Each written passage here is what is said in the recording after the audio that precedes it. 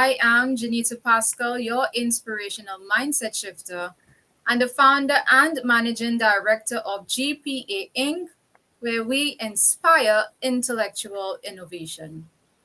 Today, I am happy that you're able to join us here as my guest, Hannah, a somatic transformational coach, take you behind the win where we go beyond her cover story. Behind the win are experiences and challenges that we all encounter. Those dreams and visions that we set out to achieve can be greeted by many stumbling blocks, which often leave us questioning, why can't I get there too?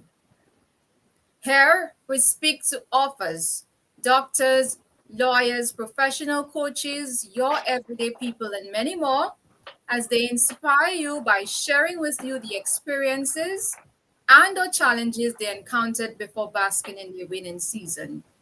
Again, I want to thank you so much for joining us here today as my guest joins us to share on her experience or based on her professional or expert knowledge. Hi, Hannah, and welcome to this platform. Hi, thank you so much for having me, Jeanette. Thank you so much. Again, Hannah, we like to start on the lighter side. So if I were going along my merry way and happened to get stuck in an elevator with you, and we had the opportunity to introduce ourselves, who would you tell me Hannah is and what is she best known for? I love that question. So I would introduce myself as, I would say, I'm Hannah. I'm a somatic transformational coach and Pilates teacher. And I help women who are feeling burnt out, overwhelmed, stressed, overworking generally, pushing themselves too far, flush out fear, anxiety, stress from their bodies in order to create the life that they want.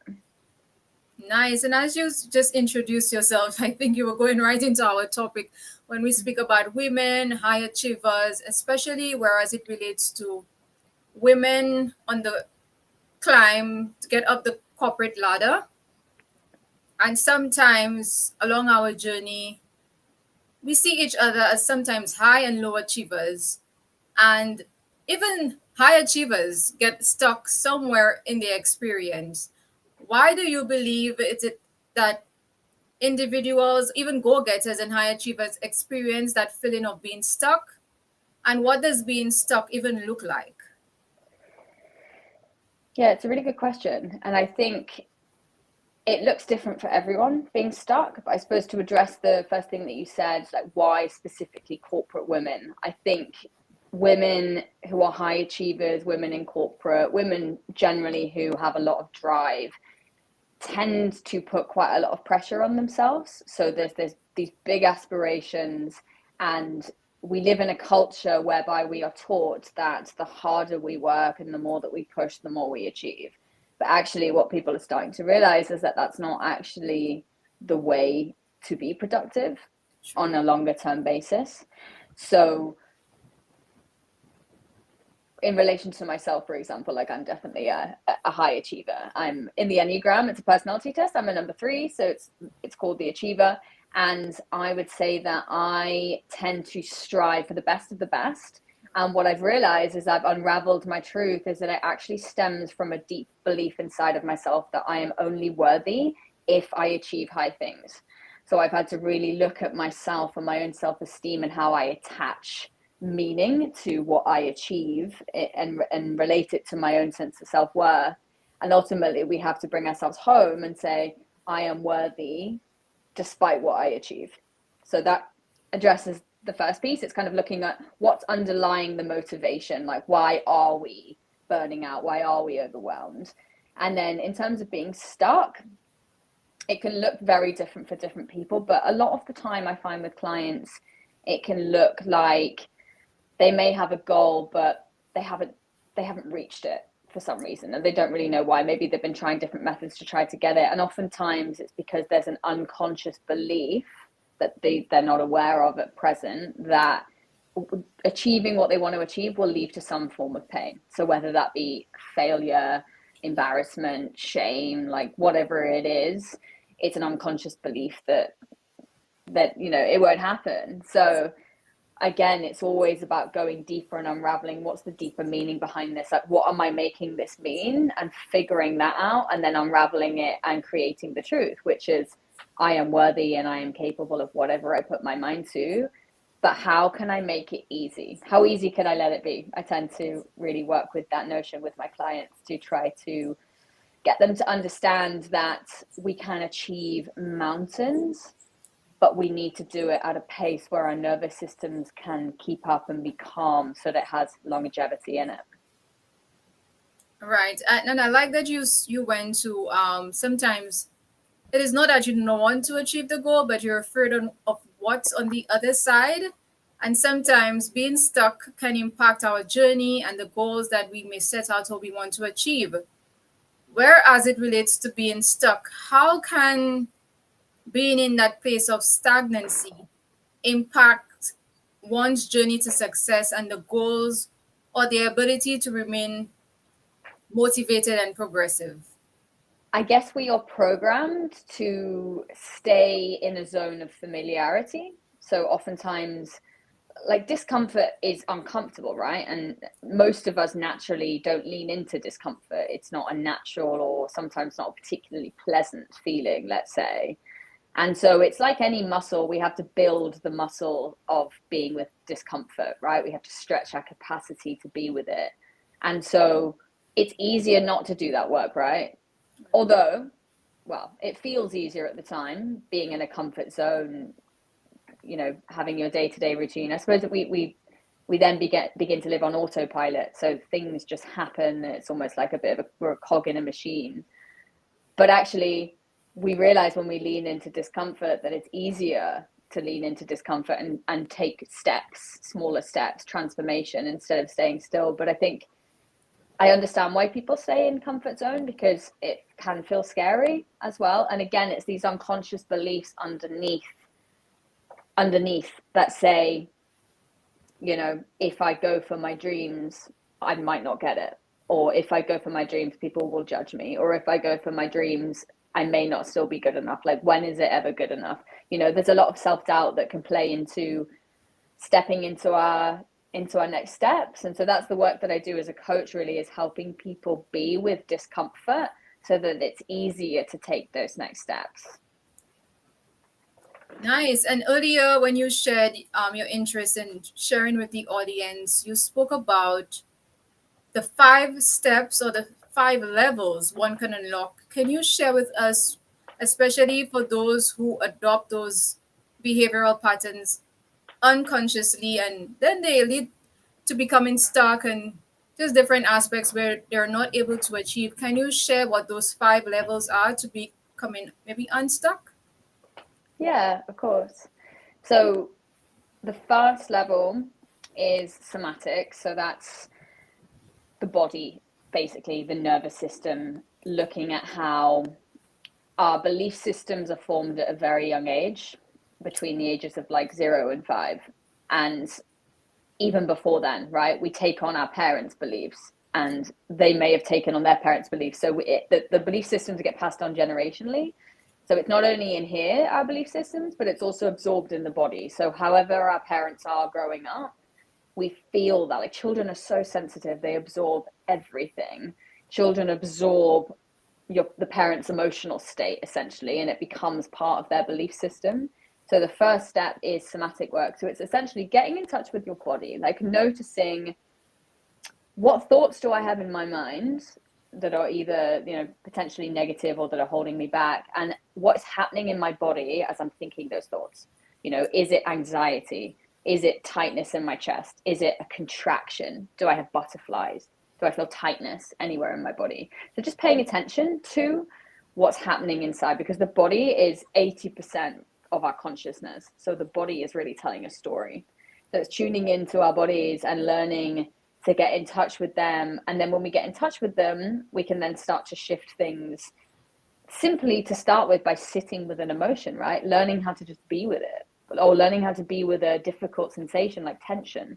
We don't have to sit with it forever, but they say, like neuroscience says, that if we can sit with a feeling for 90 seconds, it will naturally start to flush through and it will regulate itself. So That's the first step, I would say. It's a lot more complicated than that, but I would say for anyone new to it, that's a good insight into how you could begin. And then the second one is emotional.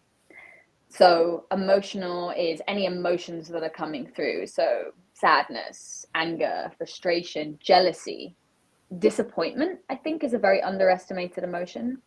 It could also be happy emotions like joy, happiness, excitement.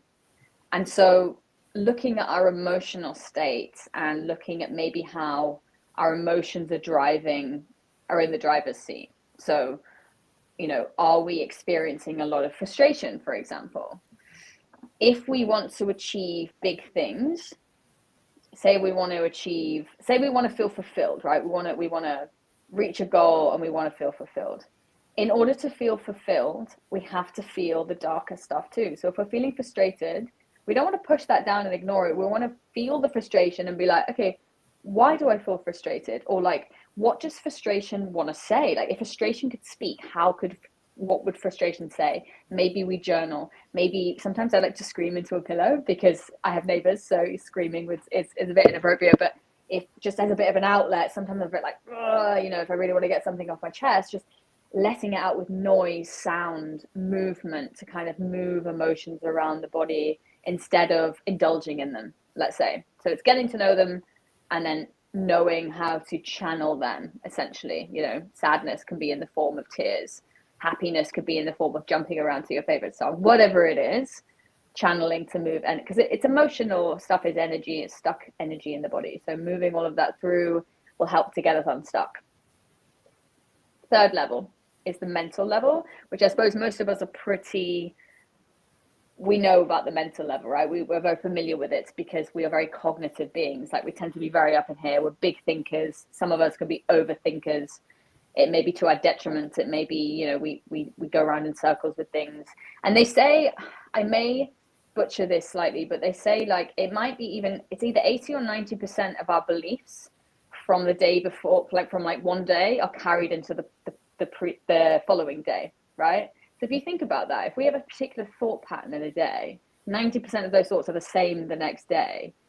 We have to look at what those thoughts are, right? Because if those thoughts are thoughts of, I can't do this, I'm negative thoughts, I don't know how I'll achieve this, I don't feel good enough, I don't feel worthy enough, all these self-doubt thoughts of self-doubt, then that's a cycle, right? And we are what we put out into the world. So we have to start paying attention to what's going on in here. Yeah. And then we have to learn to question our beliefs. So say the belief is, if I was to achieve my goals, I would fail or I wouldn't do it. It would be looking at that belief and say, well, is that belief 100% true? Like, is it bulletproof? Can I absolutely know without a shadow of a doubt that belief is true? Oftentimes it's never 100%.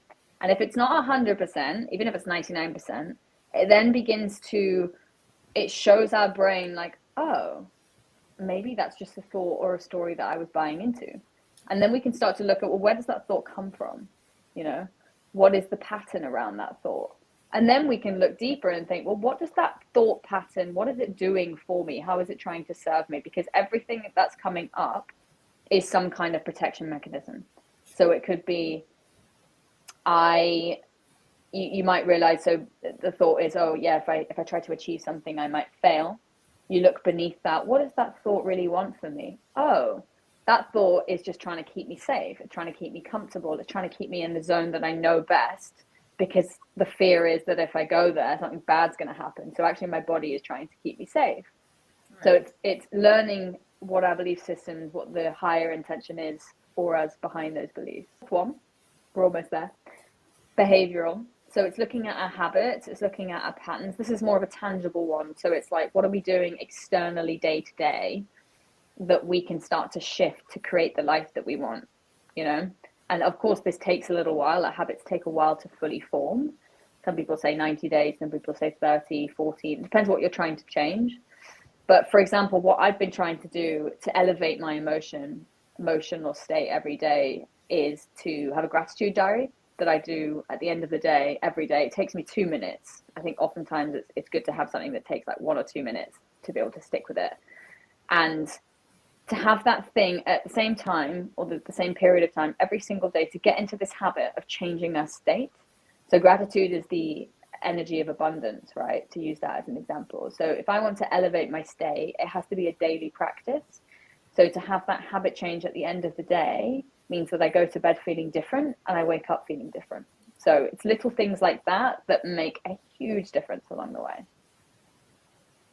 Fifth, and this is actually my favorite one, this is the unconscious stage. So it ties a little bit into somatic work, but it's essentially, like I've spoken to, these thought systems and these belief systems within our body that we're not actually aware of. So we like I said before, we may be wanting to achieve something, but we don't really know, something's blocking us, but we don't know what's blocking us or how to get there. The unconscious is like the stories that are held in the body. So it might be a memory, right?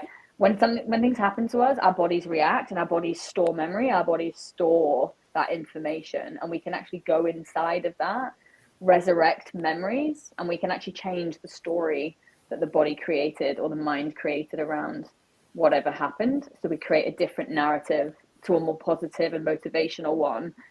But like I said, it's the things that happen beneath the surface. So we have to go in there and uncover them so that we become more self-aware, and then we can make those changes. I like that you were able to share, especially as it relates to the journaling and just taking 1 to 2 minutes. And sometimes we may say, oh my God, 1 to 2 minutes every day, that's a lot. Perhaps you may not have 1 to 2 minutes every day, but if you can try to find some time within the week to write down those experiences, give meaning to those experiences, and find a why in those experiences, I think that would be very important. And this is very critical, especially in your journey to get unstuck. Now, Hannah, can you tell us more about the work that you're doing as a somatic transformational coach? Who do you serve? Where can we find you? And what kind of experiences can we tap into while engaged in that type of coaching service? Yeah, so I've explained, so the five steps that I explained is the 5 steps in which I may work with people. It depends how someone's presenting. So someone may come to me and it's, they've done a lot of inner work, they've done a lot of somatic work, they've done trauma release, whatever they've needed, and they may just need a habit change, like a really big habit change. I might work with them on the behavioral level. There's probably some unconscious stuff also to be removed, but I would look at whatever's presenting in the person, and then we would work on that level depending. Because I'm a somatic coach, nervous system regulation is incorporated in everything that I do. So it's creating a calm system, i.e., helping women feel safe inside of themselves. And that could look like feeling comfortable in their skin, feeling confident, feeling safe in the world to be truly their authentic self with anyone, finding their voice, learning how to receive. All these things as women that maybe we're not so used to doing because we've been brought up in a patriarchal society where those things are not really cherished. And so I work with corporate women mostly, but women in general, ambitious women who are feeling burnt out, overwhelmed, and who are wanting to feel more fulfilled, who are wanting to have a greater life. And in order to feel more fulfilled, so that they can then create the life of their dreams, so that they can excel in their career, so that they can find the romantic partner that they want, so that they can fall in love with themselves. All of the possibilities are endless, but ultimately it starts from us. So whatever we want to change externally, we have to change it within ourselves, because our external world will reflect back to us what is happening inside. So we start from within, we create self-love, which I know that term is thrown around a lot, but actually to really love oneself means whatever I look like in the morning, I might look a bit flawed. I'm going to look at myself in the mirror and I'm going to tell myself I love myself, and I'm going to believe it. And if I don't believe it, I'm going to find out how I can believe it, right? I'm going to do the work to believe it. And then that inner confidence, that inner radiance means that we are unstoppable, because it means that no one can shake our sense of self. Like, regardless of what happens, we break up from, someone breaks up with us or someone fires us. It doesn't matter what happens outside. I'm not going to make it about me, because I know that I'm worthy and I'm beautiful and I'm radiant and I'm good enough just as I am. So it's really creating that sense of worth. And when you have that sense of self-worth, I'll use the word unstoppable again, you are literally unstoppable. Like you cannot be shaken. So that's the kind of work that I do with women to bring them back to themselves, back to their power, feeling strong and confident and beautiful. And you can find me. So I think I can see my website going along the bottom. That's the best place to find me. My email's on there. Yeah, you can have a little look. There's some information on there about who I am and what I do. And just, yeah, feel free to get in touch if this speaks to you. I do offer complimentary consultation calls for anyone who feels like they're ready to take the next steps. So it's a non-obligation call where we can get to know each other, and then, we can go from there. So it could be a really good insight for anyone who's interested. Nice. And I ask that you go out, you view the website, and you get in contact with Hannah to see how best she can work with you, especially as she spoke about the corporate women. As I know that many corporate women, like myself, sometimes we're on that journey. We really want to achieve, and sometimes you just get into that space where you feel stuck. You don't know where to turn, you don't know who to turn to. And right here, we have Hannah offering those services so you can turn to her. Hannah, before you leave us, are there any last words that you would like to share? I would like to close with just believe that there's hope, wherever you are, however stuck you feel, however low you might feel, however bad you might feel today, just know that you can change it. Anything can be shifted. We do not need to feel low, anxious, underconfident, doubtful of ourselves. Like that can all be changed. This is the beautiful nature of this work. So just know that you are held, and there is the greater support of the universe is watching over you. And yeah, just believe that it can change, and it will. Nice. Hannah, again, I want to thank you so much for joining us here today. To the audience, again, Hannah said it best, know that it can change. That feeling of being stuck can change, especially if you tap into the services of Hannah and you work with her. She will be able to help you to transform and make the changes along the way. So again, I want to thank you so much for joining us here today. Thank you.